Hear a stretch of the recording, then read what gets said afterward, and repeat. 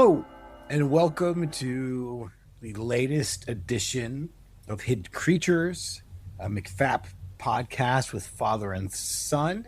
I believe this will be episode 5. And in this episode, Rainey and I will be talking about some creatures that we dove into. Before we get started, I hope you enjoyed MC's episode from last time, and she will be back again next episode. So we actually have 2 episodes with MC. And the next one we're going to be talking about, we're going to go further into depth about the Mount Vernon monster and some theories we have about that. We talk more about spirits and, seeing things. Yeah, it's a good conversation, but that will be next time. Before we get into everything, again, I just want to hit on the fact that we're not professional podcasters. We're not journalists. We're not researchers. We're just, father and son who decided we both sort of like this interesting stuff, and we decided to do this together. So set your expectations to what we're doing. We will get better. We'll get better with editing and stuff like that. Just don't expect a professional level of anything with us, because you're not going to get it. Yeah, I mean, we've had a fun time so far. This episode, we're diving into a couple creatures. I mean, and so far we've talked about we've talked about the Skeptra last week, the Squonk. Not last week, it was a couple episodes ago. Yeah. Was the Skeptra. Squonk was the first one. The Glass Gavilon, I think. And Bat Squatch. And then we've also interviewed Sarah from Colorado for episode number 2, and then MC for episode number 4, and then she will, again, like I said, be back for episode number 6. We've shared some personal stories in episode number 1. Yeah, so I'm sure you've had enough of me talking. So let's get into our journey today. Rainey, would you like to go first? Would you like me to go first? Would you mind going first? Not at all. So today, originally I was only going to look up one creature. And the creature I went to look up is called the Lazavik, Lazavik, which is, initially I thought it was a cryptid from Belarus, but through doing some research, it probably falls more into the Fae category. However, through doing research, I found out that there is not much out there on the Lazavik. I found a couple places online that all basically said the same thing. I did come across one website that had like personal accounts of people who have experienced or seen the Lazavik, but it was all in whatever language that they speak in Belarus, and translated not very well into English. And then I found like a lot of stuff in probably not anywhere close to scholarly things. So like in like the monster manual for Dungeons and Dragons or like other role-playing games, there were various descriptions. So I tried to stay away from those and try to keep it more to, I guess, what this creature is. And one of the reasons, and I knew nothing about this creature before I chose it, I came across its name doing a search for non-American creatures, because personally I want to explore the McFap universe from all over the world. And for the first time listeners, McFap stands for mythical, cryptid, fae, alien, paranormal. Correct. Yeah, so mythical, cryptid, fae, alien, and paranormal. And I believe that Rainey came up with that acronym. I haven't seen it anywhere else, but yeah, and I, like I said, I want to explore the whole McFap umbrella and get out of things that are just seen in America. And by America, I mean the United States, and the traditionally more like European idea of like the traditional fae with fairy wings and stuff like that. I realize Belarus is in that area, but it's not that like UK English based fairy tale story type thing. I want to explore further out than that. Yeah, so I found the Lazavik, and getting into the Lazavik, it is sort of this benevolent creature from Belarus that lives in like marshes and swampy areas. So it lives like I said, lives in marshes and swampy areas. It is a very small creature. The descriptions I got were anything from like a couple inches tall to about 2 feet tall, maybe 3 feet tall. And the reason why I'm saying 2 to 3 feet tall is most descriptions said very small. One said like the size of somebody's like fingernail, but then it also said it had a 2 foot long beard. And so I'm just, in my head trying to picture a creature the size of a fingernail walking around with a beard that's 2 feet long. Just doesn't add up in my Yeah. brain. So I'm guessing they're if they do have a 2 foot long beard, I'm guessing they're 2 to 3 feet tall. My guess. Like I said, one eye, a long beard, and a very long whip. And at night, the eye shines bright like a spotlight. And the people in the area see the Lazavik as a guardian of the marshes, and it believes that that the Lazavik will die if the marsh is drained. And it uses its whip to sort of chase off small, harmful, noisy creatures or anything that could be doing harm to the land that it has, sort of that it's the protectorate of. They tend to live in houses among willow beds, and their houses. This took some research through a lot of things because, like I said earlier, there's not much out there. So trying to find details on this was tough. But they live in houses among willow beds, and the houses have no doors or windows. And that's all I got for the description through most of these, through most of the sites, is it lives in a house with no doors or windows. But going into the personal descriptions, one of them said that there is a trapdoor in its roof, and that is how Civic enters and exits. But the trapdoor is hidden in the roof, so nothing else can get in or out.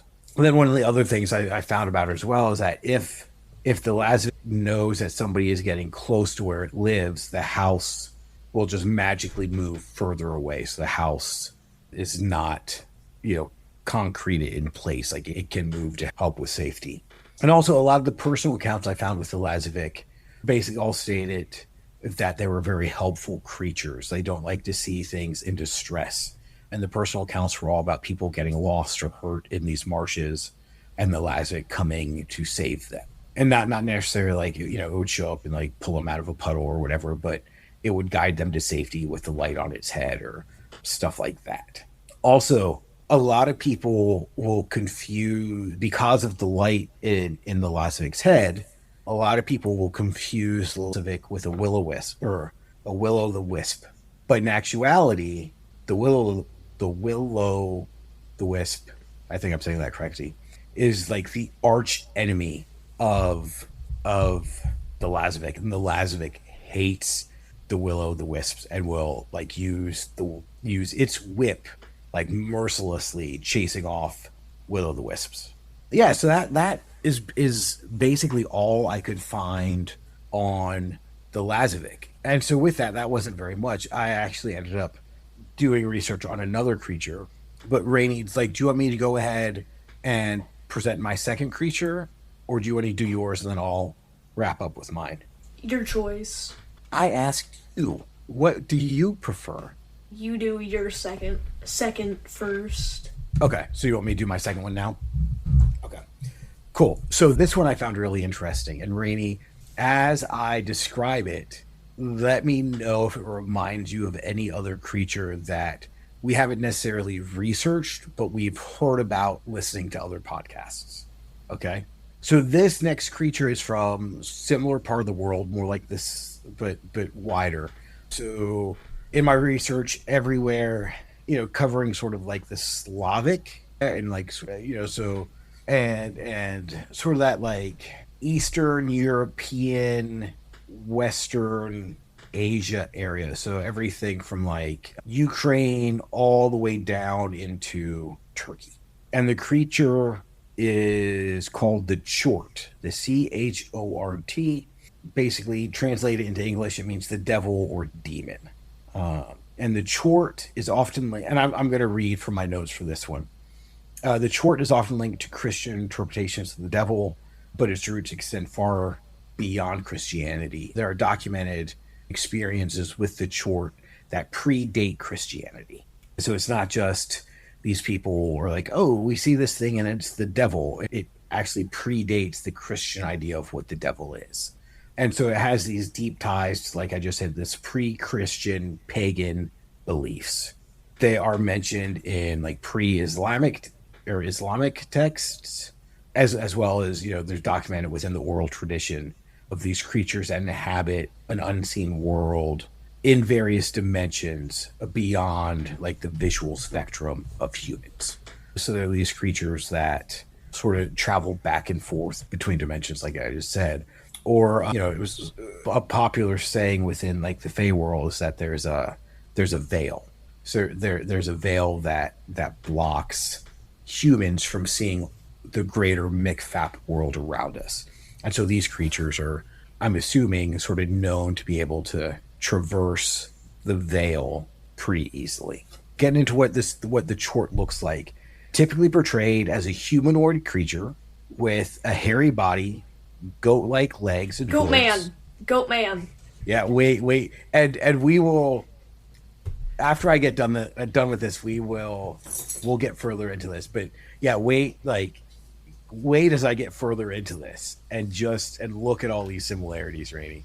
So a goat-like legs, hooves, a long tail, large curved horns protruding from its head, and from the Christianity view of things, these features sort of reinforce that connection between the Chort and sort of the stereotypical definition picture of what the devil looks like. It's also described as having a mischievous grin, sharp claws, and fiery eyes that burn with a malevolent gleam. That was a direct quote, but I didn't document my source on that one, so I apologize. The Chort plays multiple roles in Slavic folklore, so it ranges from an agent of chaos to more of a trickster spirit that causes misfortune to those who cross its path. It's been known to coax people into selling their souls in exchange for mundane rewards, whether that be fame or money or whatever they want. That selling of their soul, again, coming back to the Christian idea of things, sort of secures their place in hell, or predating that Christian ideology would sort of bind their soul to that creature for the rest of eternity. And like I said, it's also really seen as a trickster figure. And going along with sort of the folklore traditions and those oral traditions, it really portrays the Chort as this creature that brings misfortune to and some of those things is that it will cause crops to wither, it'll cause animals to fall ill, disasters to strike entire towns and villages. And in order to get once the Chort was tormenting a person or tormenting a village or whatever, people would often perform various rituals to get the Chort to go away, from everything from sacrifices to burning herbs or incenses, or doing prayers or various other rituals to get the Chort to go away. The Chort is also seen as this anthropomorphic figure, so it has its true form, but then it can also change part of its appearance to become more appealing to whoever it is it's trying to trick or manipulate. It's like I said earlier, some feature fur, a snout, tail, horns. It has backward knees, hooves. Some say it has bird feet instead of hooves, and claws, and eyes and tongue are said to be of a hellish color.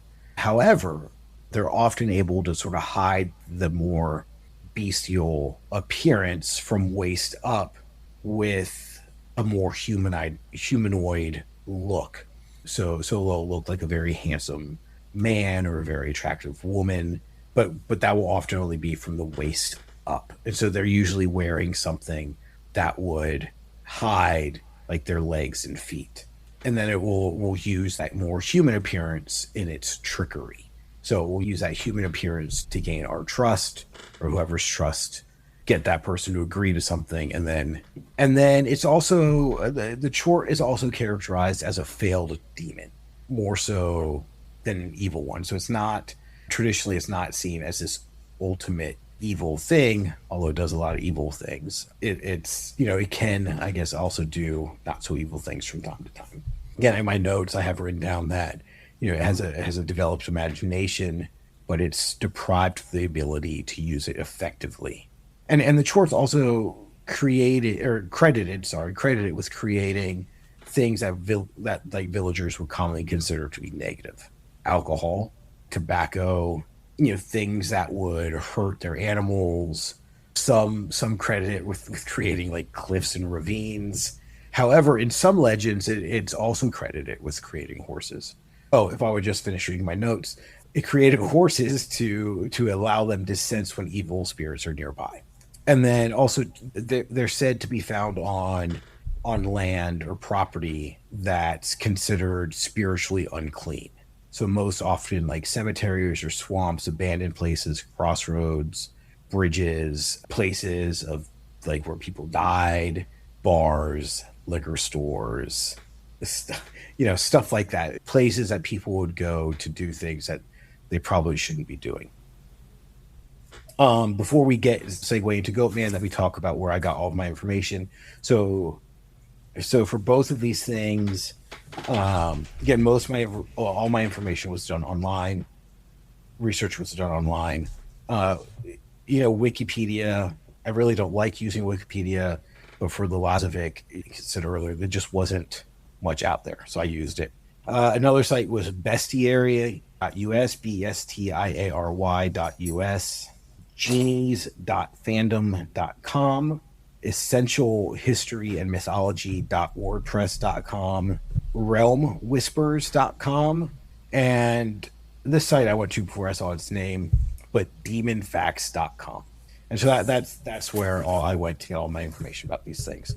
Well, I went to more places, but those are all the websites I ultimately ended up using for information. So Rainey, so when I was talking about the Chort, you shouted out Goatman. Or the Pope-like monster. Yep. Yeah, and as soon as I started doing research, I was like, oh, this sounds like Goatman. Do you want to describe Goatman, or do you want me to? You can. Okay. So Rainey and I listened to a couple podcasts about this kind of stuff. One of those podcasts is called Lodge Tales. And I forget the name of the person who does it, but he is on the Blackfoot Reservation. I think his name is Rob something. Okay. So possibly Rob. And he is a member of the Blackfoot tribe. Wait, no, Rod. Rod? Okay. And he only interviews Native Americans on his podcast. And Rainey and I really enjoy the podcast. Most of the time it's family friendly. Every now and then he will have a guest that curses some. But I would say most of the episodes are, pretty safe language wise. He does talk about, they do talk about the like boarding schools. They do talk about, alcohol and addiction and stuff like that, just as part of the culture and part of experiences that have come from that. In this case, also spirits and experiences of interesting and weird things tied to those experiences. Like I said, I would say the vast majority of it is family friendly, but there are, just as an aside, if you want to check it out, there are definitely, like I said, from time to time, not real often, some more adult language, and they do touch on some adult subjects from time to time. Regardless, a creature that comes up pretty frequently is the Goatman.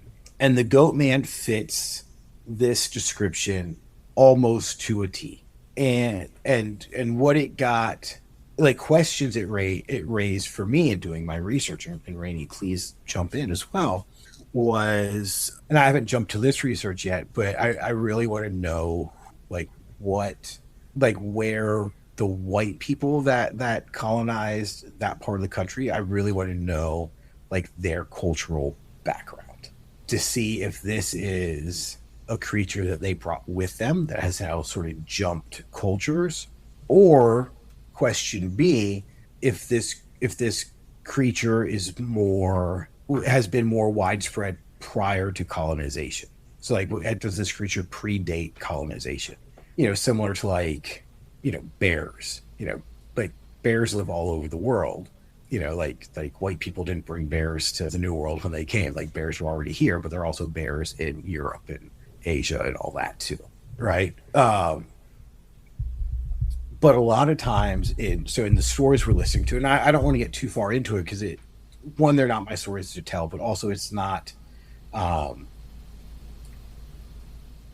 my culture, so I really don't want to get too far into something that's not my culture and say anything wrong about it.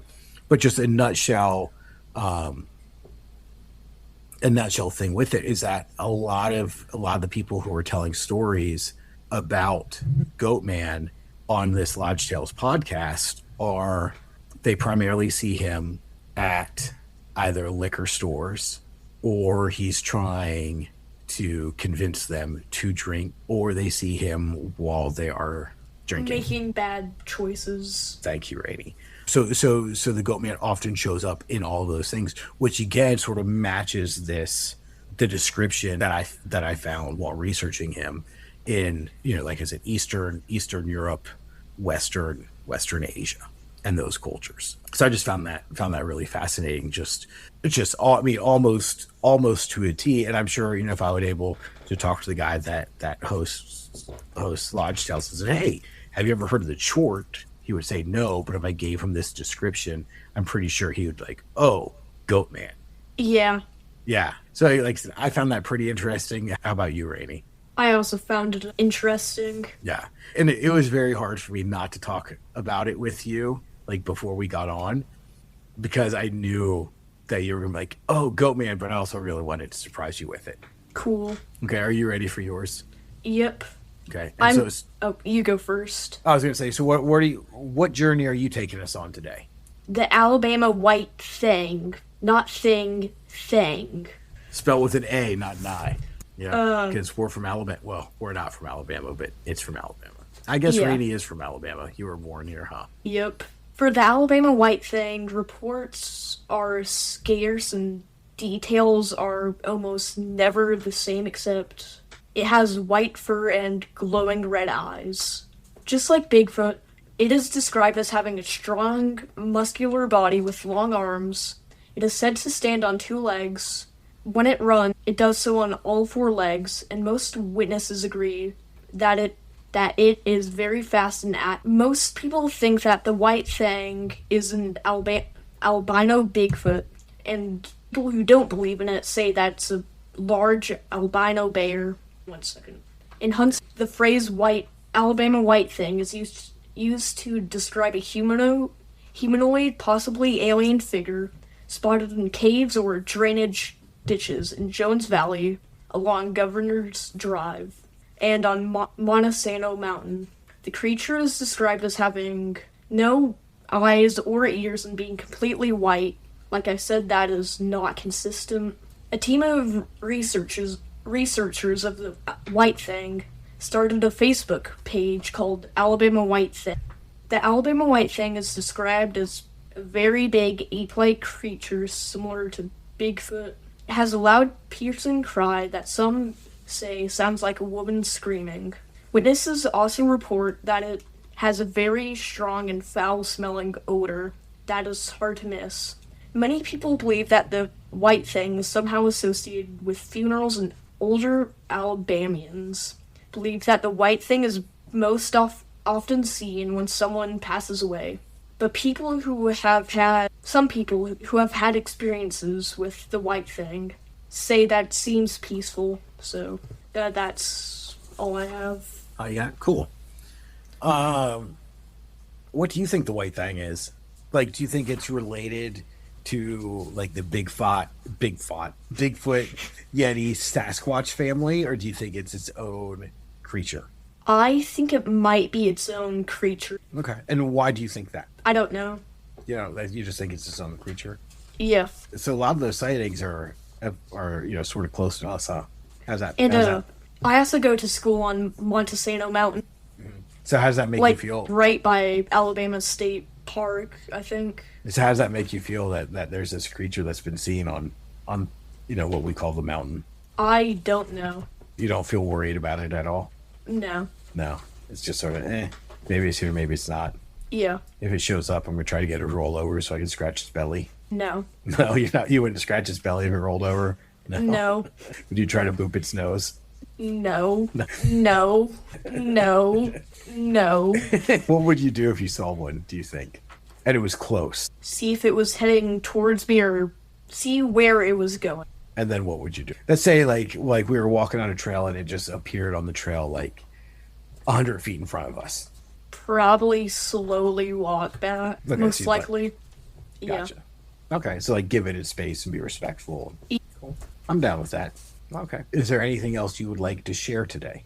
Would you be up for sharing some of your experiences? I don't know if I'd be up to sharing any more of mine just yet. Like there's a person who I'm trying to get on who a bunch of our experiences happened in the same place, not necessarily at the same time, but happened in the same place. So I want to save some of those stories for when he comes on. Once I get him on, he'll come on. I just need to finagle that. Yeah. I want to save a bunch of those stories for that. And then I think I've told... Is there a particular story you're thinking of that you want me to share? I don't think so. Well, how about next time we do this, if you think of a particular story that you want me to share, like let me know and we can talk about that. Yeah. Okay. Oh, I still have to share my sources. Oh, yeah, share your sources. Thank you. Yeah. The first one is cryptophilia.com, AA.com, and also al.com, al.com. Okay, well, if that is it, we will go ahead and wrap up our show for today. Yeah, if you want to find us places, again, we're not the best on social media. Probably Instagram is the place we're most active. One of these days, we'll get better on these other ones and on Instagram as well. But on Blue Sky, or McFap, mcfap.bsky.social. Facebook, we're just under McFap. Again, that's MCFAP. On Instagram, we are at McFap_podcast. And if you want to email us, it is at mcfappodcast@gmail.com. And we would love it if somebody who has experience with these creatures we talked about today, so the Lazavik, Alabama White Thang, the Chort, or Goatman, like we would love it if you've had experience with this, if you'll reach out to us. And really, if you've had experiences with anything that sort of fall under the McFap umbrella. So mythical, cryptid, fae, alien, paranormal. Also, if you have stories about a certain creature, we would also like to have you on. So if you have stories about something, shoot us an email. You don't have to come on if you don't want to, but we'd like to hear the story regardless. If you want the story shared, but you don't want to come on, you can read the story. We don't take video, so you can come on and we can just not, if you want to come on, but you don't want us to use your name, we can do that too. We'll work with you to get your story shared in a way that you feel comfortable with. And we would love to hear those stories. Thank you again for listening. Next episode will be with MC again, and then you'll get us back after that. In closing, do you have anything you'd like to say, Rainey? Should we say which cryptids we're going to do next, or McFap creatures? Sure. Which ones are you doing next? I'm going to do a 2-for-1. The Wamfahubis. I think that's how you pronounce it. Uh-huh. I'm not sure, though. Okay. So, and why are you saying it's a 2-for-1? Because when I did a little bit of research before, and when I looked it up, one thing came up, and then in a book I have, another thing came up. And the one that came up on the internet is in the book under a different name. So you have two, or one creature with two different names, or two creatures with the same name? One creature with two different names, and then one creature with no name. Well, I'm looking forward to it. So I had a list of creatures or things I was going to do. However, in my research for this week's, I found a cryptid from Antarctica. Ooh. That was going to be my next one. But probably in Antarctica, there probably isn't a lot of information on it, so I may have to do two creatures again next time. This one's called I believe it's pronounced the Ningen or the Ningen. It'sNingen, and it's from Antarctica. And as of right now, that's all I know about it. So next time, join us for Rainey's and my creatures. And again, thank you so much for listening. We appreciate it. Anything you want to say, Rainey, in closing? Don't be like the squonk. Don't be like the squonk. or squonk. Cool. Be safe. Have experiences. Be respectful. Until next time, we are out.